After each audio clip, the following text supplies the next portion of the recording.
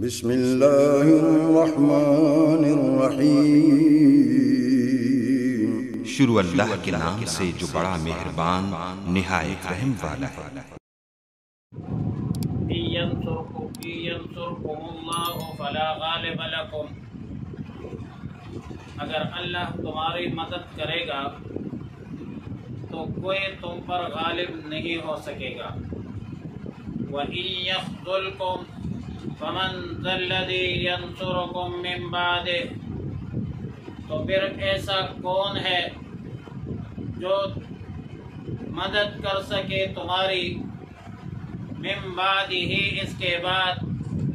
وعلی اللہ فلیتوکل المؤمنون، اور اللہ ہی پر بھروسہ چاہیے مسلمانوں کو۔ آیات مذکورہ میں مسلمانوں کو اللہ پر توکل کا حکم ہے،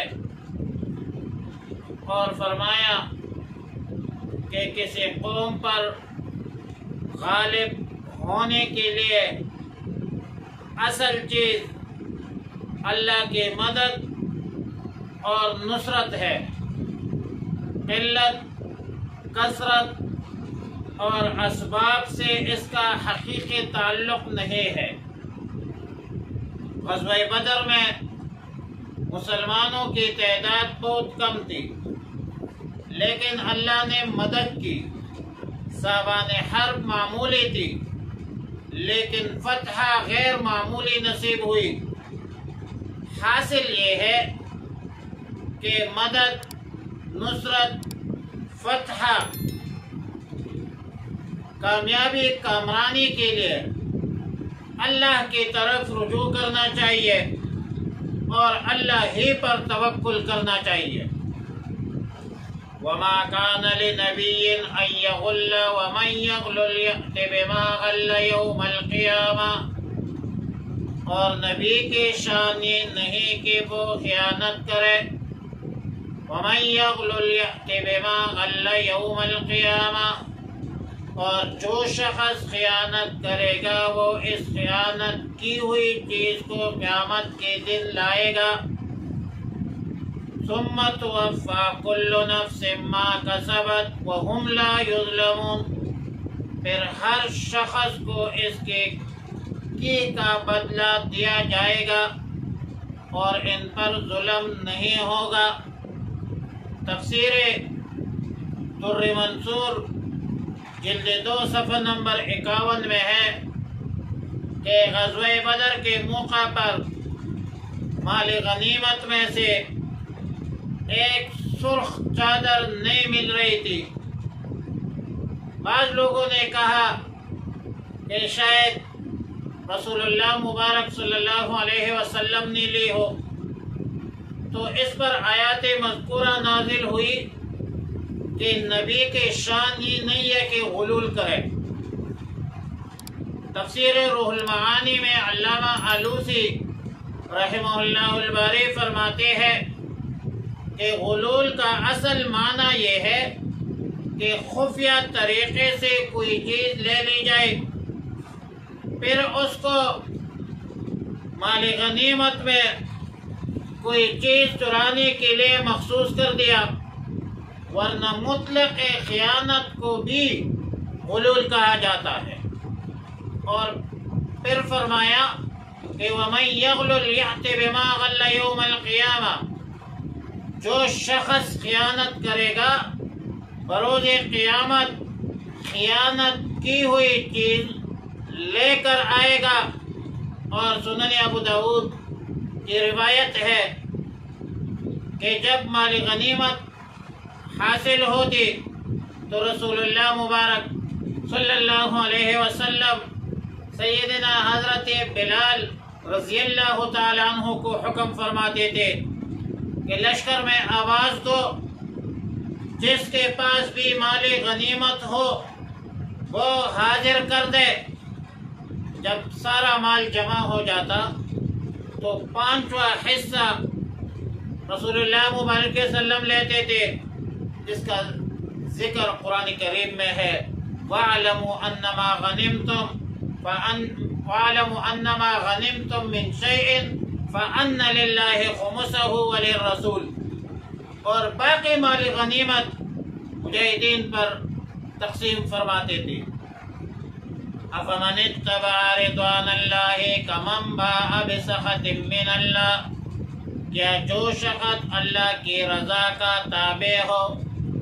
وہ ایسے شخص کی طرح ہو سکتا ہے جو اللہ کے غضب کا مستحق ہو۔ وَمَأْوَاهُ جَهَنَّمُ وَبِئْسَ الْمَصِيرُ، اور اس کا ٹھکانہ دوزخ ہو اور وہ برا ٹھکانہ ہے۔ ہم درجات عند اللہ، یہ لوگ اللہ کے نزدیک درجات میں مختلف ہوں گے۔ واللہ بصیر بما یعملون، اور اللہ رب العالمین ان کاموں کو دیکھتا ہے جو وہ کرتے ہیں۔ مذکورہ دونوں آیتوں میں اللہ کے رضا کے متلاشی اور اللہ کے غضب کے مستحقین کے درمیان فرق اور امتیاز کا بیان ہے۔ اللہ رب العالمین نے اسی مضمون کو استفہام انکار سے ذکر فرمایا تاکہ سننے والا خود بھی غور و فکر تدبر کر لے کہ مقصود بذات اللہ کی رضا ہے۔ فرمایا وَرِضْوَانٌ مِّنَ اللَّهِ اکبر، اللہ کی رضا سب سے بڑی چیز ہے، اور جنت اللہ کی رضا کے ضمن میں خود بخود آ جاتی ہے۔ جبکہ دوسری طرف غضب الہی کے مستحقین کا تذکرہ ہوا اور وہ دوزخ میں ہوں گے، اور دوزخ بہت بری جگہ ہے، اور پھر جنت اور دوزخ دونوں کے مراتب ہے، درجات ہے، جس کا دار و مدار ایمان پر اور اعمال پر۔ اور اللہ رب العالمین کو یہ درجات جنت اور درکات جہنم اللہ کے علم میں ہے، اللہ نے مقرر فرمایا ہے۔ لقد من اللہ علی المؤمنین اذ بعث فیہم رسولا، تحقیق کے ساتھ اللہ نے مومنین پر احسان فرمایا جب ان میں سے ایک رسول بھیجا، یتلو علیہم آیاتہ ویزکیہم ویعلمہم الکتاب والحکمت، جو تلاوت کرتے ہیں ان پر اللہ کی آیتیں اور ان کا تذکرہ کرتا ہے، ویعلمہم الکتاب، اور ان کو کتاب کی تعلیم دیتے ہیں، والحکمت، اور حکمت کی تعلیم دیتے ہیں، وَإِن كَانُوا مِن قَبْلُ لَفِي ضَلَالٍ مُّبِينٍ، اور اگرچہ اس سے پہلے یہ لوگ کھلی گمراہی پر تھے۔ آیت مذکورہ کا مضمون سورہ بقرہ آیات نمبر 129 میں گزر چکا ہے، جو کہ سیدنا ابراہیم علیہ السلام کی دعا تھی۔ الفاظ میں تغییر، تقدیم، تاخیر بہرحال ہے، لیکن نفس مضمون ایک جیسا ہے، جس میں رسول اللہ مبارک صلی اللہ علیہ وسلم کی بعثت کا مقصد جو ہے وہ ذکر ہوا ہے۔ اتنا ہے کہ سورہ بقرہ میں وَيُزَكِّيهِمْ بالکل آخر میں ہے، اور یہاں پر سورہ آل عمران میں دوسرے نمبر پہ ہے، پھر سورہ بقرہ میں ربنا وَبَعَثْ فِيهِمْ کے الفاظ مذکور ہے، اور سورہ آل عمران میں لقد من اللہ علی المؤمنین کے الفاظ موجود ہیں۔ یتلو علیہم آیاتہ، یتلو تلاوت سے مشتق ہے، اور تلاوت کا اصل معنی اتباع اور پیروی ہے۔ قرآن و حدیث کے اصطلاح میں قرآن کے پڑھنے کے لیے لفظ تلاوت استعمال ہوا کرتا ہے، کیونکہ قرآن کریم پڑھنے والے کے لیے ضروری ہے کہ قرآن کریم کا اتباع کرے، جس طرح اللہ رب العالمین نے قرآن کریم نازل فرمایا ہے اسی طرح ٹیک ٹیک پڑھنا بھی ضروری ہے۔ اپنے طرف سے کسی لفظ یا زبر زیر میں کمی بیشی یا تبدیلی کی اجازت نہیں ہوتی۔ امام راغب اصفہانی نے مفردات القرآن میں لکھا ہے کہ کلام الہی کے سوا کسی دوسرے کتاب کے کلام کے پڑھنے کو عرفاً تلاوت نہیں کہا جا سکتا۔ وَيُزَكِّيهِمْ سورہ بقرہ میں نے پہلے گزارش کی کہ وَيُزَكِّيهِمْ کا لفظ بالکل آخر میں ہے۔ وجہ یہ ہے کہ تلاوت قرآن کریم بھی تزکیۃ النفس، دل کی صفائی ستھرائی کا ذریعہ ہے، اور نبی علیہ الصلوۃ والسلام نے فرمایا کہ ان القلوب تصدع کما یصدع الحدید، بے شک دلوں کو زنگ لگتی ہے جس طرح کے لوہے کو زنگ لگتی ہے، اور قرآن کے تلاوت سے دلوں کی جو زنگ ختم ہوتی ہے اور قلوب جو ہے دل ریگمال ہو جاتی ہے۔ تزکیہ وَيُزَكِّيهِمْ تزکیہ سے مضارع کا صیغہ ہے، پاک صاف کرنے کو کہتے ہیں۔ تزکیۃ النفس کا معنی یہ ہے کہ باطنی نجاسات سے پاک کرنا، یعنی شرک ہے، کفر ہے، عقائد فاسدہ ہے، برے اخلاق ہے، تکبر ہے، حسد ہے، بغض ہے، وغیرہ وغیرہ، ان رذائل سے صاف کرنا۔ صوفیاء لکھتے ہیں کہ تخلیان الرذائل اور تحلیہ بالفضائل، اس سے نفس کو یعنی نفس سے رذیل عادات ختم کرنا اور اچھے عادات و اخلاق سے زیب راستہ ہونا، یہ تزکیۃ النفس ہے۔ اور نبی علیہ الصلوۃ والسلام نے فرمایا کہ انما بعثت لأتمم مکارم الاخلاق، مجھے اسی لیے بھیجا گیا کہ میں بہترین اخلاق کی تکمیل کروں۔ اور نفوس کا تزکیہ صرف زبانی طور پر نہیں ہوتی، اس کے لیے صحبت اختیار کرنا ضروری ہے۔ قرآن کہتا ہے یا ایھا الذین آمنوا کونوا مع الصادقین، اے لوگو، اے ایمان والو، سچے لوگوں کے ساتھ ہو جاؤ۔ اور بہرحال صحبت کا بھی ایک اثر ہوتا ہے۔ صحبت صالح ترا صالح کنت، صحبت طالح ترا طالح کنت، وَيُعَلِّمُهُمُ الْكِتَابَ، اور لوگوں کو اللہ کی کتاب کی تعلیم دینا رسول اللہ مبارک صلی اللہ علیہ وسلم کی فرض منصبی ہے،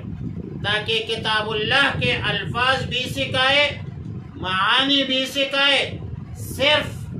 عربی زبان جاننا، سمجھنا، قرآن سمجھنے کے لیے ناکافی ہے۔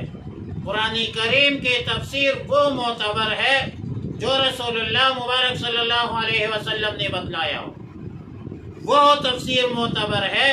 جو صحابہ کرام نے رسول اللہ مبارک صلی اللہ علیہ وسلم سے سنی ہو، تابعین نے سنی ہو، تبع تابعین نے تابعین سے سنی ہو، سلف صالحین سے ہوتے ہوئے امت تک پہنچے ہو، وہ تفسیر معتبر ہے۔ اور سورہ نحل میں ہے وَأَنزَلْنَا إِلَيْكَ الذِّكْرَ لِتُبَيِّنَ لِلنَّاسِ مَا نُزِّلَ إِلَيْهِمْ، اور ہم نے آپ کی طرف ذکر نازل فرمایا تاکہ آپ لوگوں کے لیے وہ بیان کریں جو ان کی طرف تھوڑا تھوڑا نازل کر کے اتارا گیا ہو، جو قرآن کریم کے معانی اور مفہوم اپنے طرف سے بتلاتے ہیں، اپنے طرف سے بتانے میں لگی ہوئی ہے، اور کہتے ہیں کہ قرآن خط اللہ کا خط ہے اور رسول اللہ مبارک صلی اللہ علیہ وسلم کی حیثیت ایک ڈاکیہ کی ہے۔ یہ گمراہ ترین لوگ ہیں اور یہ منکر حدیث ہے۔ والحکمت، اور حکمت، حکمت کے عربی زبان میں بہت سارے معانی ہیں، کئی معنوں پر استعمال ہوا ہے، لیکن آیات مذکورہ میں اور اس کے ہم معنی دوسرے آیاتوں میں صحابہ اور تابعین نے حکمت کی تفسیر سنت رسول صلی اللہ علیہ وسلم سے کی ہے، جس سے واضح ہوا کہ رسول اللہ مبارک صلی اللہ علیہ وسلم کے ذمہ جس طرح معانی اور قرآن کے معانی کا سمجھانا بتلانا فرض تھا، اسی طرح پیغمبرانہ تربیت کی اصول اور آداب، اس کا نام جو سنت ہے وہی حکمت مراد ہے، اور ان کی تعلیم بھی رسول اللہ مبارک صلی اللہ علیہ وسلم کی فرضی منصبی میں شامل تھی، اور اسی لیے نبی علیہ الصلوۃ والسلام نے فرمایا کہ انما بعثت معلما، مجھے معلم بنا کر بھیجا گیا، اور جب رسول اللہ مبارک صلی اللہ علیہ وسلم معلم ہے تو پوری امت متعلم ہے۔ ہر مسلمان مرد اور عورت کی حیثیت ایک طالب علم کے کتنا بڑا عالم کیوں نہ ہو، لیکن وہ پھر بھی طلب علم میں، مطالعہ میں، تحقیق میں لگا رہتا ہے، اور اسی لیے نبی علیہ الصلوۃ والسلام نے فرمایا العلم فریضہ علی کل مسلم و مسلمۃ۔ بہرحال مجموعی طور پر آیت کے ابتداء میں رسول اللہ مبارک صلی اللہ علیہ وسلم کی وجود کو نعمت کبریٰ اور احسانی عظیم قرار دے دیا، پورے عالم کے لیے رحمت بنا کر بھیجا گیا، اور وما ارسلناک الا رحمت للعالمین اس پر شاہد ہے، اور رسول اللہ مبارک صلی اللہ علیہ وسلم کی صفات اور فرض منصبی بیان فرمایا کہ تلاوت کلام پاک ہے، تعلیم الکتاب ہے، تزکیۃ النفس ہے اور حکمت ہے، اور آخر میں فرمایا کہ وَإِن كَانُوا مِن قَبْلُ لَفِي ضَلَالٍ مُبِينٍ، رسول اللہ مبارک صلی اللہ علیہ وسلم کی بعثت سے قبل یہ لوگ صریح گمراہی پر تھے، اور ظاہر ہے کہ بعثت سے قبل وہ جاہلیت کا دور تھا، چھوٹی چھوٹی باتوں پر قتل و غارت ہوتی تھی، ایک اللہ کے علاوہ، اللہ کے بغیر غیروں کی عبادت ہوتی تھی، شجر ہے، حجر ہے، اور پتہ نہیں کتنی چیزوں کو معبود اور مسجود بنایا گیا تھا۔ قرآن کریم نے ان کا نقشہ یوں کھینچا کہ وَكُنْتُمْ عَلَى شَفَا حُفْرَةٍ مِّنَ النَّارِ فَأَنْقَذَكُم مِّنْهَا، عالم انسانیت بالکل آگ کے گڑھے کے کنارے پر پہنچ گئے تھے، فَأَنْقَذَكُم مِّنْهَا، رسول اللہ مبارک صلی اللہ علیہ وسلم کی بعثت سے عالم انسانیت کو اس آگ کے گڑھے سے نکال دیا۔ بھائی عالم انسانیت کے اندر انسانیت ختم ہونے کے قریب تھی، تو اللہ نے بڑا فضل کیا، احسان کیا کہ رسول اللہ مبارک صلی اللہ علیہ وسلم کو مبعوث فرمایا۔ لقد من اللہ علی المؤمنین اذ بعث فیہم رسولا۔